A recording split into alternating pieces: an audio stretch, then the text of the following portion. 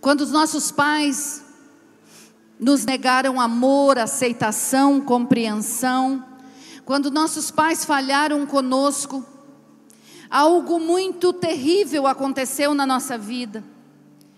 Porque o nosso relacionamento com os nossos pais biológicos podem determinar o nosso relacionamento com o nosso segundo nível de paternidade.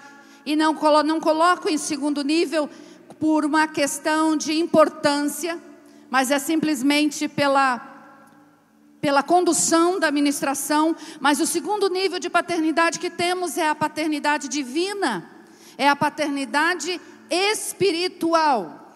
Um homem e uma mulher foram escolhidas por Deus para trazer à existência o sonho do Pai. E o sonho do Pai era você. Olha para a pessoa que está do seu lado e diz: você é o fruto do sonho do Pai. Porém, por conta do nosso relacionamento biológico não ter sido satisfatório, e o nosso coração e a nossa alma ficar com uma lacuna, com uma ausência de amor, quando nós nos deparamos com a paternidade de Deus, muitas vezes temos limitações para acessar a esta paternidade. E isso não acontece só conosco, isso aconteceu com os discípulos, com o povo de Israel, quando Jesus se manifestou como Filho de Deus. E essa é uma das razões que Deus se manifestou como Filho. Deus não se manifestou como Pai na terra, porque se manifestasse como Pai, nós não o aceitaríamos. Mas Ele se manifestou como Filho para mostrar para nós que nós temos um Pai. E o Pai não poderia morrer na cruz. Quem precisaria morrer na cruz era o Filho, porque Jesus, quando morreu na cruz, Ele abriu o caminho para a paternidade de Deus. Jesus disse: eu sou o caminho, a verdade e a vida. Ninguém vai ao Pai, a não ser por mim. Por que Jesus não falou: ninguém vai a Deus, ninguém chega a Deus a não ser por mim? Porque Deus, o povo de Israel já sabia que existia. Deus, todos, por mais nécios que sejam, diz: existe um Deus. Alguns ateus dizem: não, Deus não existe. Mas até nisso que eles dizem que Deus não existe, eles sabem que existe um ser que está governando todas as coisas. Mas Jesus, Ele veio para inaugurar a era da paternidade divina, para mostrar uma face de Deus que o povo de Israel, e eu e você, como Israel de Deus, não conhecíamos. João capítulo 14, versículo 8, Filipe faz uma declaração para Jesus, e ele diz: Jesus, mostra-nos o Pai, e isso nos basta. Filipe poderia ter dito: Jesus nos mostra como sermos melhores na nossa religião. Não era necessário isso, porque nós somos expertos em religião. Nos é tão fácil ser religiosos. E quem fala para vocês hoje aqui é uma pessoa que pode dar aula de religião, porque eu vivi muitos anos num nível de religiosidade terrível. Recebendo Jesus aos 8 anos de idade, conhecendo Jesus, sendo chamada para missões aos 15 anos de idade, eu vivia em um nível de religiosidade, porque não conhecia a paternidade de Deus. E o que é viver num nível de religiosidade? É servir a Deus sem conhecê-lo. Só isso. Se você não conhece a Deus, você é religioso. E Jesus, Ele apresenta um pai para os discípulos que eles não estavam acostumados. Para o povo de Israel, o seu pai se chamava Abraão. Nós somos filhos de Abraão. No Antigo Testamento, você não encontra ninguém se atrevendo a chamar Deus de pai. Você pode ler todo o Antigo Testamento e você não vai encontrar, por mais intimidade que os homens, profetas, patriarcas tiveram com Deus, ninguém chamou Deus de pai. sempre se dirigiam a Deus como Jeová, Jeová Nissi, Jeová Jiré. Então é o Deus da cura, é o Deus da provisão, é o Deus da guerra, é o Deus Todo-Poderoso. Alguém o chamou de El Shaddai, o Deus que amamenta, que tem uma ligação com paternidade, mas não chamou de Abba, Pai. Não chamou de Pai. E Jesus caminha com seus discípulos, e esses discípulos olham para este judeu, para este homem, este rabino que os chamou, que os convidou para segui-lo. E eles veem que aquele rabino tinha um diferencial dos demais. Quando eles acordavam pela manhã, eles procuravam: onde está Jesus? Aonde está Jesus? Ah, Jesus está falando com o Pai. Jesus, o que nós vamos fazer hoje? Olha, o Pai me mandou ir para Jerusalém. O Pai me mandou fazer isso. E eles começaram a olhar aquilo e dizer assim: mas que Pai? Jesus falava a respeito deste Pai com tanta intimidade, com tanta reverência, mas ao mesmo tempo com tanto carinho, com tanta singeleza de coração, que esses discípulos olham para ele e dizem: nós não conhecemos isso. Ah, tem uma coisa, eu acho que nesse tempo em que ele fala com o Pai, enquanto a gente está dormindo, esse Pai se revela para ele. Então vamos fazer o seguinte, vamos pedir para ele nos ensinar a orar. E aí os discípulos olham para Jesus e dizem: Jesus, ensina-nos a orar. Eles não pediram para ensinar a expulsar demônios, curar enfermos, ressuscitar mortos. Eles não pediram para Jesus lhes ensinar a trazer um grande sermão na igreja. Eles não pediram para Jesus ensinar a tirar os cativos que estavam no inferno, porque isso tudo acontece quando você conhece a paternidade divina e é íntimo com Ele. Porque o Pai respalda a identidade do Filho. Coloca isso no seu coração. O Pai respalda a identidade do Filho. E quando um filho que conhece o Pai, quando um filho que acessou essa paternidade diz: ser curado em nome de Jesus, o Pai diz: está selado, pode curar, porque ele é meu filho e ele está orando em nome de Jesus, então pode curar, porque eu o conheço, ele é meu filho. Jesus tinha sido respaldado na sua identidade no momento do batismo. Eis o meu filho amado, em quem eu tenho muito prazer. Você já ouviu isso do Senhor? Você já ouviu isso do Pai Celestial? Jesus então diz assim: vocês querem aprender a orar? Então quando vocês orarem, façam assim: Pai nosso, que estás nos céus, santificado, Pai, seja o teu nome, venha o teu reino sobre esta terra pecaminosa, seja feita a tua vontade, assim na terra como nos céus. Pai, o pão nosso não me deixa faltar na nossa mesa. Perdoa as nossas ofensas, assim como nós temos perdoado, Pai, aqueles que me ofenderam. Pai, perdoa aquele que vai me trair, o Judas. Pai, perdoa aquele que vai me negar, o Pedro. Pai, perdoa os hipócritas, perdoa aqueles que estão me chamando de filhos de Baal. Perdoa, Pai, aqueles que não vão receber a minha mensagem. Perdoa, Pai, aqueles que vão me açoitar. Perdoa, Pai, aqueles que vão me levar para a cruz. Perdoa, Pai, aqueles que vão cuspir na minha face. Perdoa, Pai, assim como eu os tenho perdoado. Pai, não me deixa cair em tentação. Eu sou tentado, Pai, todos os dias. Eu sou tentado da minha carne, eu sou tentado da minha alma. Senhor, a concupiscência da carne, a soberba da vida, a concupiscência dos meus olhos, Pai. Querem me levar para o fundo, querem me levar para a lama. Não me deixe cair nessa tentação, Pai. Livra-me de todo mal, porque Teu é o poder, Tua é a honra, Pai, Tua é a glória, para sempre. Amém.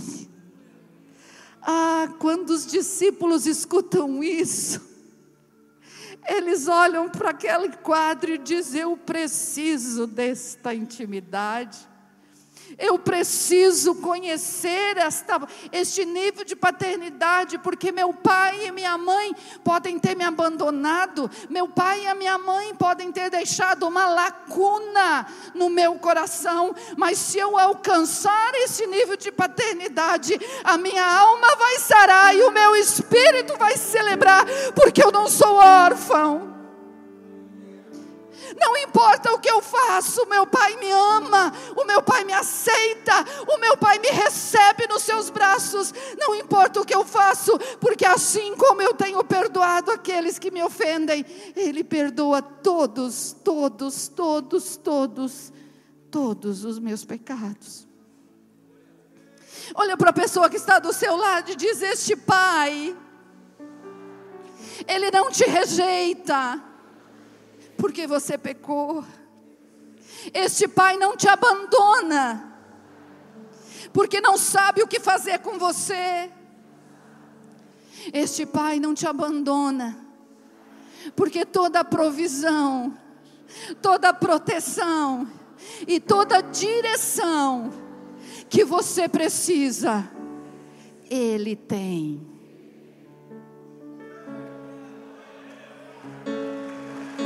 Glória a Deus.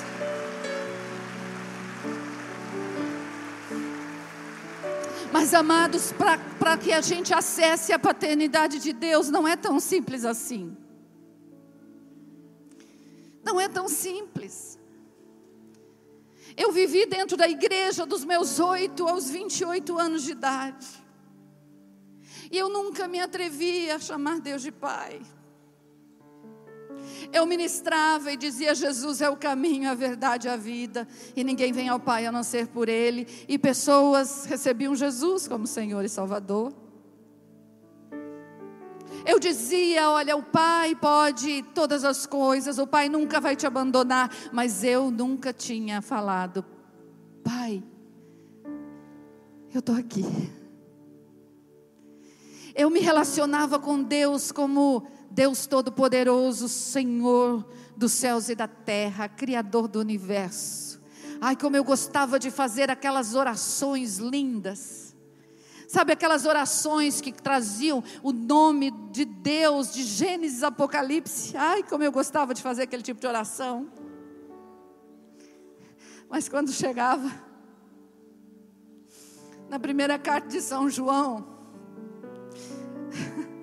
onde Deus nos chama de filhinhos, eu não tinha coragem de falar Pai, porque a primeira carta de São João revela a paternidade de Deus. Se você nunca conheceu a paternidade, vá para a primeira carta de São João. E quando eu chegava ali, eu ficava olhando e dizia: não posso chamar de Pai, eu não conheço Deus como Pai. Eu conhecia o Deus Todo-Poderoso, que enviou Jesus para morrer pelos meus pecados, que me amava dessa forma. Mas eu não tinha intimidade com o Pai, eu não tinha coragem de chamar Deus de Pai. Quando completei 27, estava para completar 28 anos de idade, meu pastor, que já caminhava comigo há alguns anos, faz 19 anos que eu caminho sob o discipulado do pastor Eugênio e da pastora Osana. Mesmo antes de conhecer a visão celular, com ênfase no discipulado 1 a 1, MDA, eu já o considerava meu discipulador e já considerava que ele e a me conduzir no ministério. E quando ele chega na cidade de Foz do Iguaçu, ele me encontra como uma líder de jovens, que liderava os jovens à base da justiça. Era ferro e fogo. Hoje pela manhã eu falei que a minha liderança fez com que alguns jovens sobrevivessem. Imagina você ter um líder de jovem que não conhece a paternidade de Deus. O jovem não tinha coragem de contar pecado para mim, porque se contasse era forca na certa. Um dia eu cheguei para alguns jovens e disse assim: se vocês não querem 100% de Deus, então não fique com 99%. Se você não quer realmente viver em santidade, vá para o mundo, se suje, mas olha, faça tudo o que você quiser. Você beba, você se prostitua, você use drogas a todos os níveis, faça tudo o que tiver no teu coração. Quando você estiver quebrado e não saber mais o que fazer da sua vida, você volta, porque daí nós estamos aqui para receber você.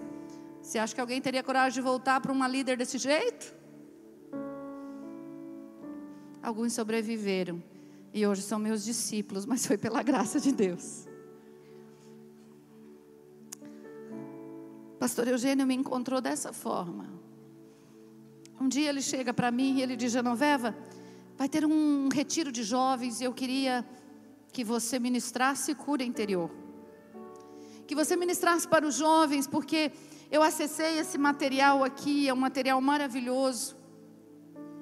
Eu não tinha feito face a face. Não tinha feito face a face. Eu não tinha sido ministrada em cura interior, libertação, enchimento do Espírito. Nós não estávamos caminhando dentro de uma visão com uma estrutura de encontro face a face. Mas aquele material que chegou às mãos dele foi um material que veio aqui de São Paulo, da capital. E ele entregou nas minhas mãos e disse: olha, assista este material, prepare a ministração e leve para os jovens. E aí eu fui para a minha sala, coloquei o VHS. Os jovens nem sabem o que é isso, né? Os mais jovens. A fita VHS. Quem sabe o que é VHS? Glória a Deus, ainda bem que tem gente da minha geração aqui. Eu coloquei aquela fita no meu, como chamava mesmo? Videocassete. E assistindo aquela ministração, aquela mulher de Deus começou a ministrar de algo que eu não conhecia, porque para mim, quando nós aceitamos a Jesus, o nosso espírito é recriado, o nosso corpo passa a ser sacrificado e mortificado para o pecado, e a nossa alma precisa ser dominada pelo Espírito. Então, cura de alma para mim era uma coisa muito espírita. Sabe espírita?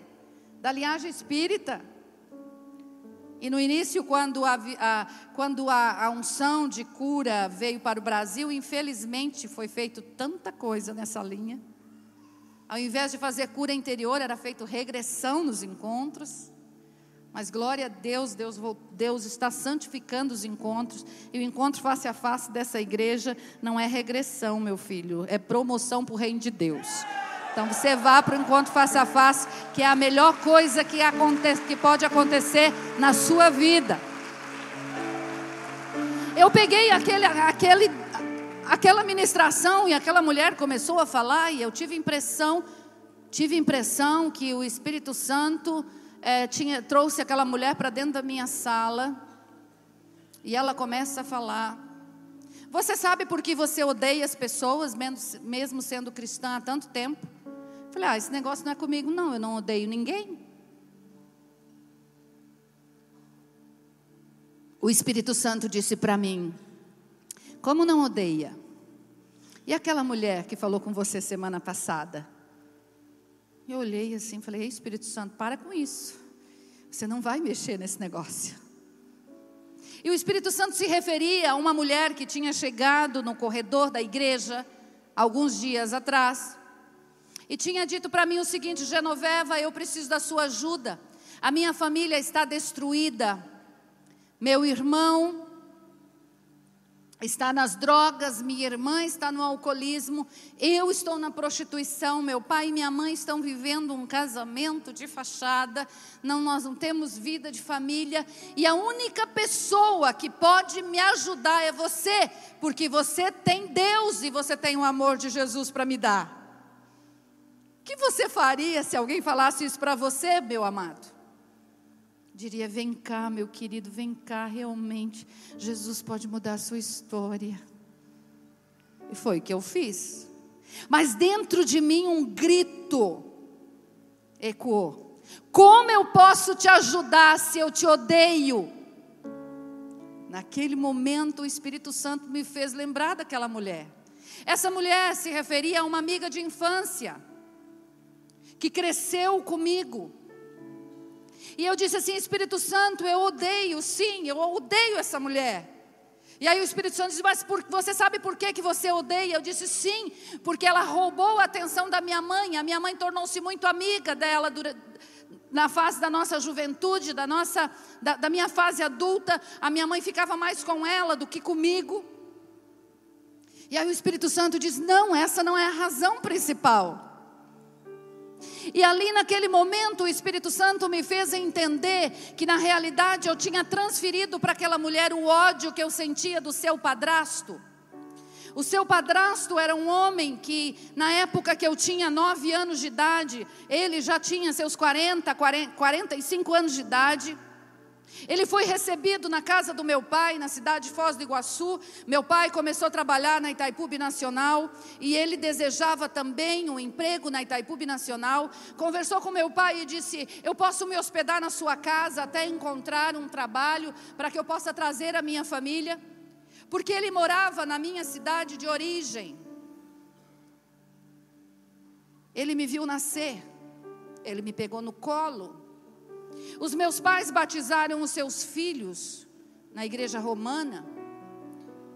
Nós passávamos Natal juntos, aniversário. Minhas fotos de infância, as que ainda sobram, porque naquele tempo, nem faz tanto tempo assim, né? 45 anos atrás, mas nós não tínhamos tanta oportunidade como temos hoje. Quantas fotos você já tirou hoje à noite aqui, já colocou no seu Instagram? Deixa para colocar depois da celebração, que é melhor. No Facebook também, deixa para colocar depois. Mas naquele tempo, quando eu pego as fotos, aquela família sempre faz parte da nossa história. E esse homem foi recebido na nossa casa. E uma manhã, sem meus pais perceberem, meu pai saiu para o trabalho, minha mãe também. Eu me acordo e aquele homem estava sobre mim, tirando a minha roupa, tocando o meu corpo e tentando. Foi um abuso sexual, mas ali ele estava tentando um estupro. A partir daquele dia, a minha vida se tornou um desespero. Uma menina com 9 anos de idade poderia ter corrido para os braços da mãe, corrido para os braços do pai e falado: mãe, este homem que é amigo que é nosso amigo, está correndo atrás de mim, está querendo se relacionar sexualmente comigo. Mas eu não tive coragem de fazer isso, porque eu sentia rejeição da parte da minha mãe. Meu pai, por mais maravilhoso que foi, um homem dedicado à família, meu pai nunca traiu minha mãe, nunca se envolveu em alcoolismo. Meu pai sempre trabalhou de sol a sol, saiu da nossa cidade, que era da zona rural, e nos levou para um centro para que nós pudéssemos estudar. Trabalhou muito, porém ele era um pai que não tinha muito relacionamento afetivo. Ele não abraçava, ele não beijava, ele não me pegava no colo, ele não conversava comigo. Pela minha mãe, eu senti uma rejeição, porque aos 7 anos de idade, em uma briga, em uma discussão, quem aqui teve discussão com seus irmãos quando criança? Uau, as famílias aqui são perfeitas, hein? Eles não discutiram com os irmãos? Uau! Quem tem briga até hoje, na fase adulta? Agora vocês estão sendo mais sinceros. E em uma discussão com os meus irmãos, eu disse: eu vou contar para minha mãe isso que você está fazendo. Ele disse: pode contar, ela não vai acreditar, porque você não é filha dela. E aquilo veio como um choque no meu coração. E ele disse: você não é filha da nossa mãe. Você não vê como você é branca e nós somos morenos? E realmente, eu sempre era a mais branquinha da família. E eu passei a acreditar numa história que eles contaram. Eu nasci no ano de 1969. Em 1969, o rio Iguaçu teve uma grande enchente. E eles inventaram que eu vim dentro de uma caixa de sapato no ano da enchente. Imagina como uma criança, porque a criança, ela é um solo fértil, tudo o que falar para ela, ela vai acreditar. Por isso a importância de você ensinar o caminho que a criança deve andar para quando crescer não se desviar, porque é um solo que está preparado para receber sementes, e dependendo da semente que é lançada, é o fruto que ela vai gerar. E eu ouvindo a minha mãe dizer, corri para minha mãe, eu não quis acreditar naquela história. E minha mãe disse: imagina, menina, você nasceu com 4,8 kg, 52 centímetros. Como que você ia caber dentro de uma caixa de sapato? A não ser que fosse um... Mas eu não acreditei na minha mãe. E com o passar do tempo, eu percebia que o relacionamento com a minha mãe não era muito fácil. Minha mãe era uma pessoa muito nervosa, com situações não resolvidas dentro dela. Então sempre que acontecia uma situação, uma briga com meu pai, uma situação financeira delicada, ela acabava trazendo sobre os filhos toda essa situação, toda essa amargura. Era uma pessoa que apesar de conhecer Jesus, na mesma fase que eu conheci, era uma pessoa que tinha algumas dificuldades de relacionamento com os filhos. Então em cada situação eu lembrava da historinha da caixa de sapato. Eu não sou filha da minha mãe, mas eu já estava com 28 anos de idade, acreditando ainda nessa história. Quando aconteceu isso aos 9 anos, eu não tinha coragem de correr para o meu pai e minha mãe. Até porque quando acontece isso com uma criança, a primeira coisa que vem à mente é: não fale para ninguém, ninguém vai acreditar em você. Você que sofreu um abuso sexual na infância ou na adolescência, sabe do que eu estou falando. Muitas vezes nós guardamos isso por muitos anos, com medo de ser desacreditado, porque não temos confiança nos nossos pais o suficiente para abrir o nosso coração. Pai, em nome de Jesus, gere um ambiente de confiança para os seus filhos. Abra o seu coração e gere um ambiente de confiabilidade para que seus filhos possam abrir os seus traumas, as suas experiências. Nós estamos vivendo, querido, em um tempo onde os filhos têm se tornado amigos de 3.000 pessoas no Facebook, mas não são amigos dos seus pais. Um tempo em que os filhos têm coragem de abrir as suas intimidades para uma rede social, mas não têm coragem de falar com o pai. Será que o problema está no filho, meu querido? Será que é o filho que está com problema? Ou será que somos nós, que porque não tivemos um modelo de paternidade adequada, estamos transferindo essa mesma cultura para a nossa geração? De pais presentes, ausentes, que não estamos presentes emocionalmente na nossa casa. Eu não compartilhei com o meu pai, não compartilhei com a minha mãe. Meu pai partiu para a eternidade sem conhecer essa história. Minha mãe conheceu essa história num encontro face a face que ela foi fazer, e eu testemunhei.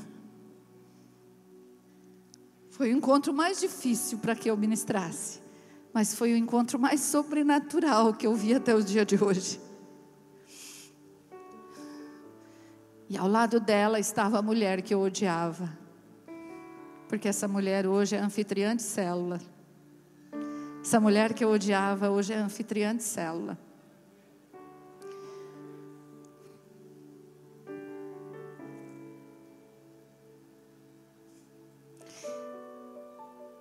Quando eu entendi o que estava acontecendo com a minha alma, O Espírito Santo me diz: você precisa perdoar este homem.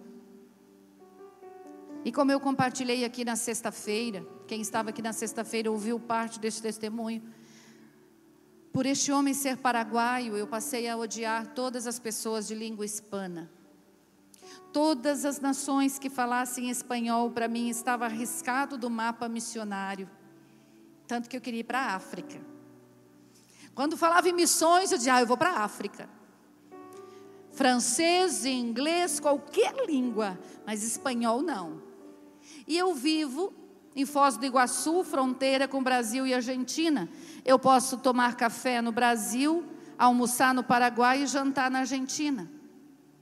Eu convivo com paraguaios e argentinos todos os dias. Então, cada vez que eu ouvia alguém falando em espanhol, para mim era uma ofensa e o meu coração se levantava e a minha alma se autodefendia contra essas pessoas.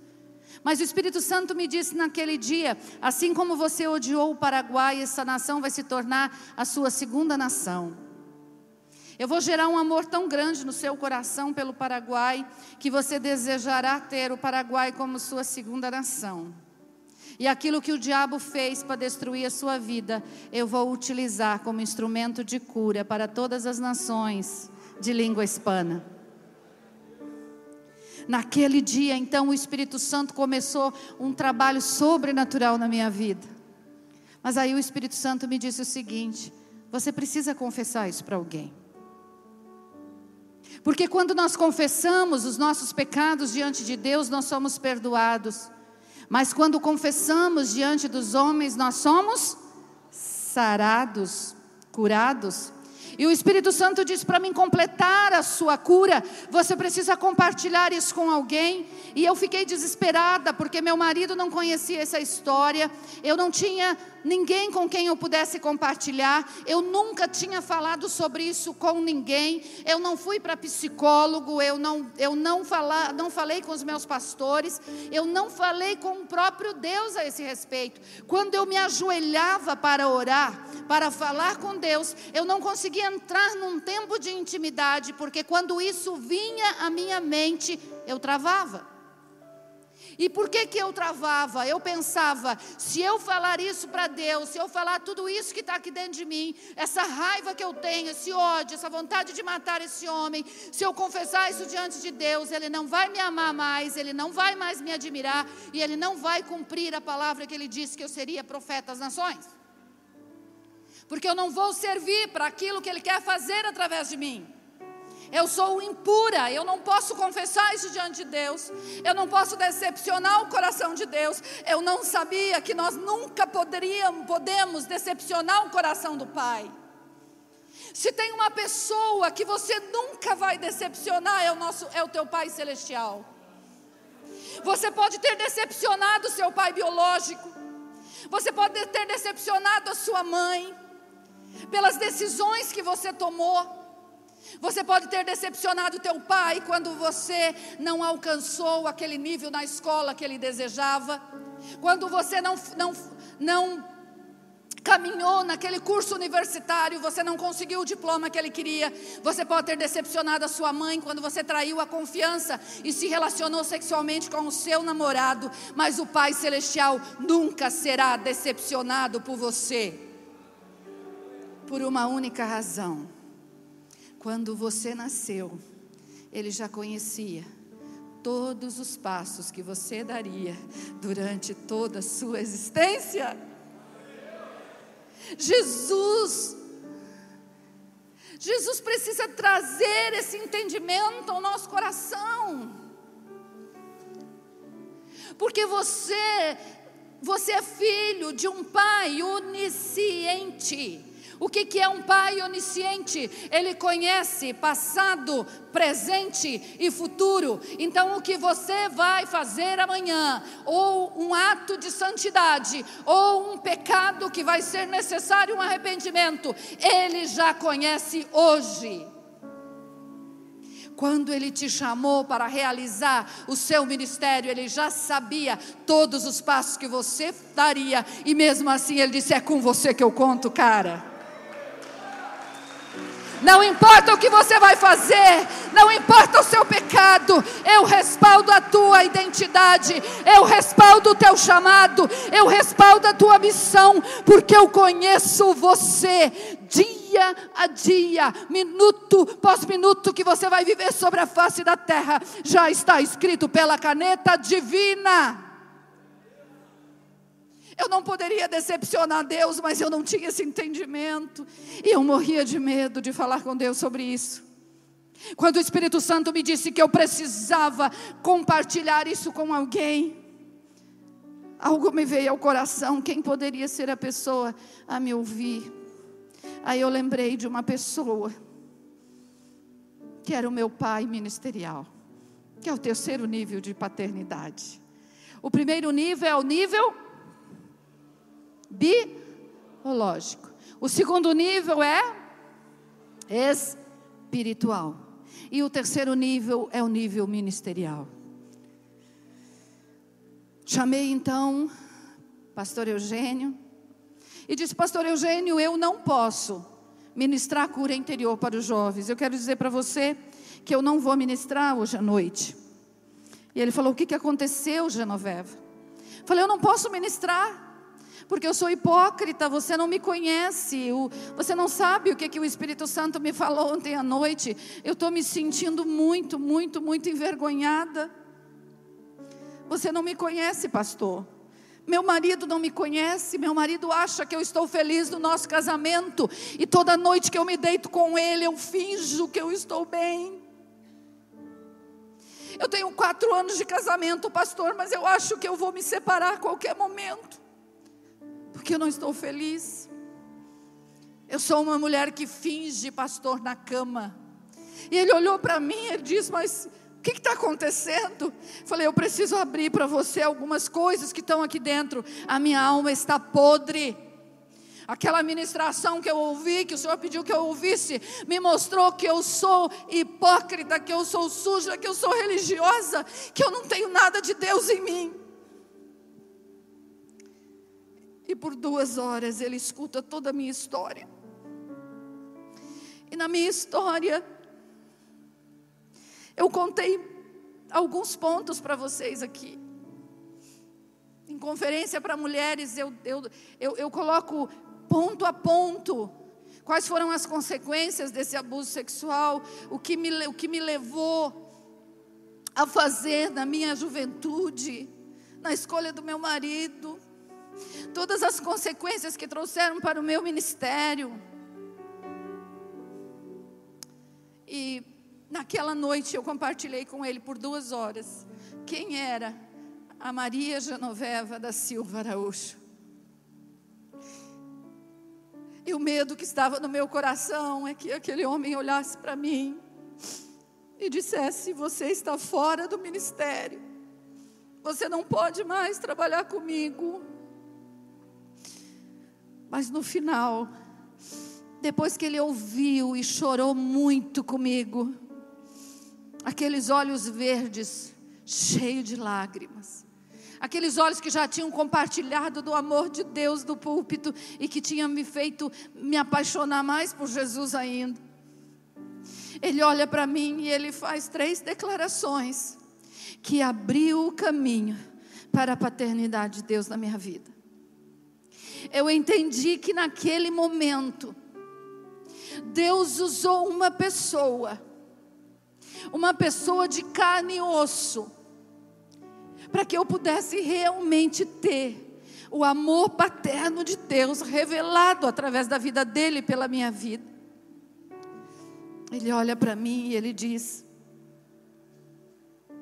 Genoveva, eu já te amava, a partir de hoje eu te amo mais ainda. Genoveva, eu já te admirava como mulher de Deus, a partir de hoje você é uma mulher admirável para todas as nações da terra. Genoveva, eu já queria investir no seu ministério, a partir de hoje você é minha filha primogênita no ministério. Ele nunca tinha me chamado de filha, pastor nenhum tinha me chamado de filha, mulher alguma tinha me chamado de filha. Mas quando Ele me chamou de filha, e Ele me aceitou com todas as mazelas do meu coração, e percebeu que, para que eu cumprisse tudo aquilo que Deus já tinha mostrado para Ele que eu seria, Ele teria muito trabalho. Porque ali Ele viu uma mulher abrindo a sua vida como nunca antes. E você pode me dizer, por que você não procurou a pastora naquele tempo? A pastora não caminhava como discipuladora, ela era a esposa do pastor. Naquele tempo, da estrutura de onde eles tinham saído, da cidade de Taucara, no Rio de Janeiro, a esposa cuidava dos filhos e mantinha a casa preparada para que o marido pudesse realizar seu ministério. Foi por isso que eu não tinha essa intimidade ainda com a minha pastora. Hoje eu tenho essa intimidade. Hoje eu trato das áreas da minha vida com a minha pastora, porque também ela passou por um processo de cura e de restauração, e hoje ela compreendeu quem ela é em Deus. Mas naquele dia, aquele homem, um discipulador, abriu as portas para que eu conhecesse a paternidade de Deus. Deus está levantando discipuladores para discipular você, porque o seu pai biológico falhou contra você. Se nós pais biológicos compreendermos que nós somos os responsáveis para conduzir os nossos filhos até a paternidade espiritual, no futuro eles não precisarão de discipuladores. Eles não precisarão. Mas porque nós hoje na fase adulta, 50 anos de idade, 60 anos de idade, nós precisamos de discipuladores, porque nossos pais não conheceram isso que nós conhecemos. Nossos pais não tiveram oportunidade de receber o entendimento e a revelação da paternidade de Deus para estender esse manto de paternidade sobre nós. E aí Deus levanta homens e mulheres com um coração alargado, com um coração cheio de amor, com um coração que recebeu do Pai o amor ágape, para dizer: venha filho, eu quero cuidar de você. Eu não sei o que o Espírito Santo falou com você nessa noite, mas o que eu quero dizer para você é que Deus quer mudar a sua história hoje. Deus não pode mudar seu histórico, querido. Deus não pode tirar do meu histórico o abuso sexual, mas Deus transformou esta ferida em um troféu para o Espírito Santo. O meu testemunho tem curado mulheres de nações de língua hispana por todos os cantos onde eu tenho andado. O Paraguai se tornou, sim, a minha segunda nação. Se alguém me perguntar hoje: você quer cidadania americana? Você quer cidadania alemã? Você quer cidadania inglesa? Não, eu quero cidadania paraguaia, porque o Paraguai é a minha segunda nação, aonde o diabo me desonrou, o Senhor dos exércitos, o meu Pai, está me honrando cada passo que eu tenho dado naquela nação. E é isso que Deus quer fazer com você.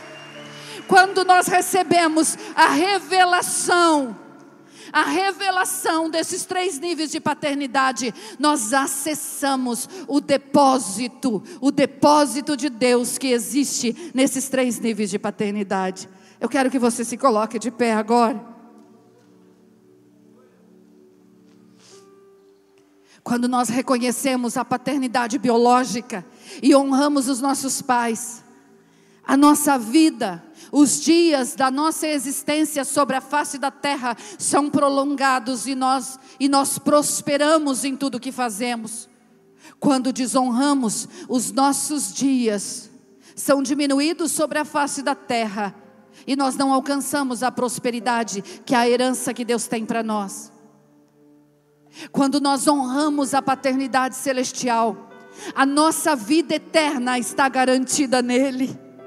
viveremos eternamente com Ele. Mas quando nós desonramos a Deus como nosso verdadeiro Pai, aquele que tem direito exclusivo sobre a nossa vida, nós perdemos a vida eterna e estamos perdidos eternamente.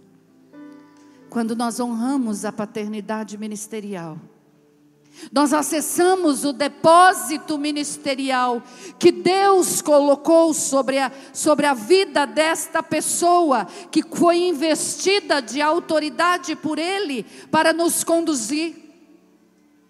E quando nós honramos, nós acessamos tudo de Deus que existe na vida desta pessoa. Nós não vamos nos tornar clones dos nossos discipuladores, porque clone tem a ver com DNA biológico. Eu estou falando que nós nos tornaremos a própria imagem e semelhança de Deus, porque o DNA espiritual que está na vida do nosso discipulador, o DNA espiritual que está na vida dos nossos pais ministeriais, é o mesmo DNA que o Espírito Santo vai estar trabalhando na nossa vida. Mas quando nós desonramos os nossos pais ministeriais, nós não acessamos este depósito ministerial. Eu não sei se você se lembra de Eliseu, o profeta Eliseu. Quem lembra do profeta Eliseu?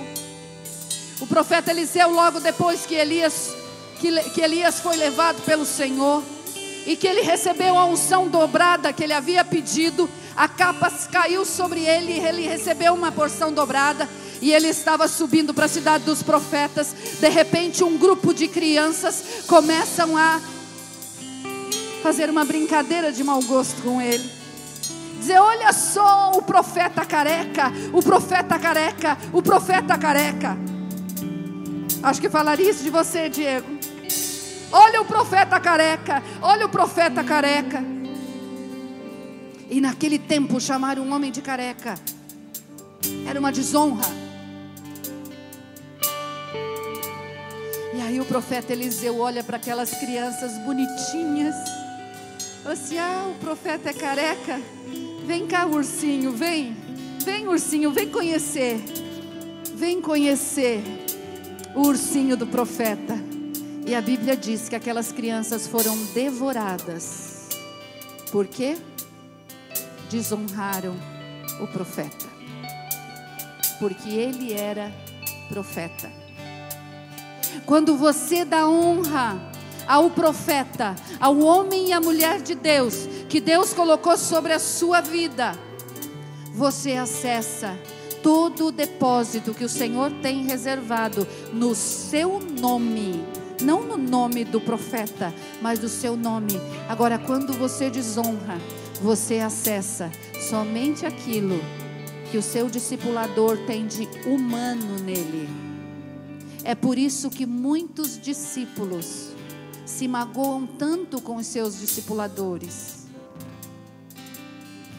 porque não acessam com honra, mas desonram seus discipuladores e seus pais ministeriais. E no momento de acessar, ao invés de acessar o divino, acessa o humano. E homem nenhum pode suprir a sua necessidade.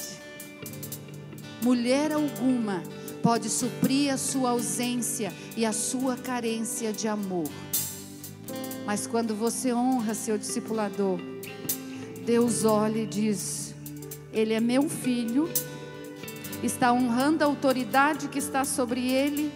Então há um respaldo de lealdade, há uma plataforma de lealdade neste relacionamento.